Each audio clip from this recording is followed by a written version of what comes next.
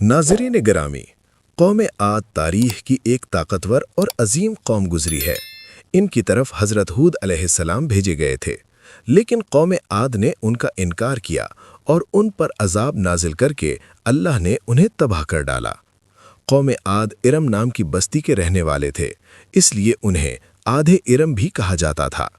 ये इलाका अदन के गिरदो नवाह में आबाद था। ये लोग बहुत ही लंबे कद और मजबूत जिस्म के लोग थे।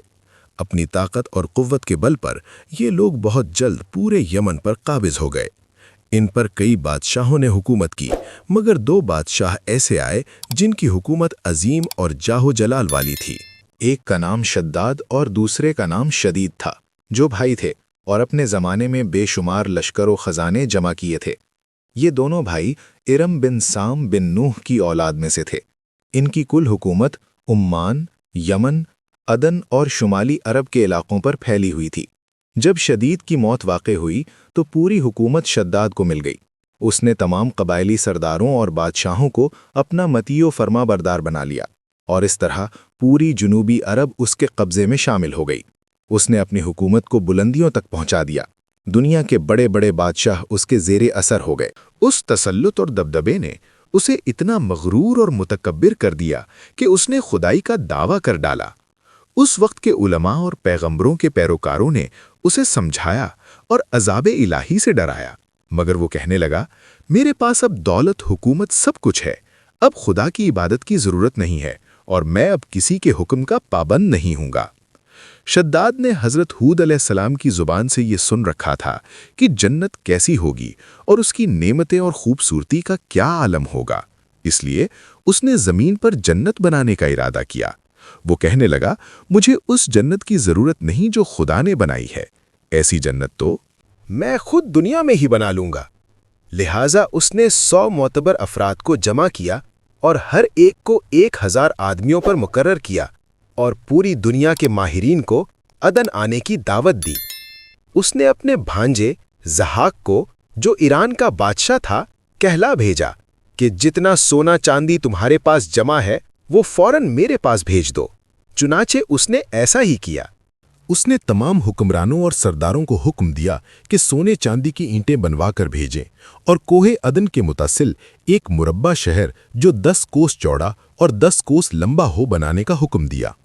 उसकी बुनियाद इतनी गहरी खुदवाई गई कि पानी के करीब पहुंचा दी गई। फिर उन बुनियादों को संगे सुलेमानी से भरवा दिया गया। जब बुनियादें भरकर जमीन के बराबर हो गईं तो उस पर सोने चांदी की ईंटों की दीवारें चुनी गईं। इन दीवारों की बुलंदी उस जमाने के गज के हिसाब से 100 गज मुकर्रर की गई। जब सूरज निकलता तो उसकी चमक से दीवारों पर निगाह नहीं ठहरती थी। यूं शहर की 4 दीवारी बनाई गई। इसके बाद 4 दीवारी के अंदर 1000 महल तामीर किए गए। हर महल 1000 सतूनों वाला था और हर सतून जवाहरात से जड़ा हुआ था। फिर शहर के दरमियान में एक नहर बनवाई गई और हर महल में उस नहर से छोटी छोटी नहरें ले जाई गई। हर महल में हौज और फवारे बनाए गए। इन नहरों की दीवारें और फर्श याकूत, ज़ुमुर्रुद, मरजान और नीलम से सजा दिए गए।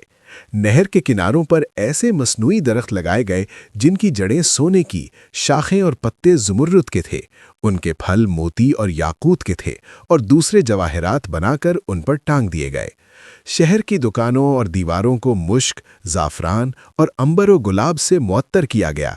याकूत और जवाहरात के खूबसूरत परिंदे चांदी की ईंटों पर बनवाए गए, जिन पर पहरेदार अपनी अपनी बारी पर आकर पहरे के लिए बैठते थे।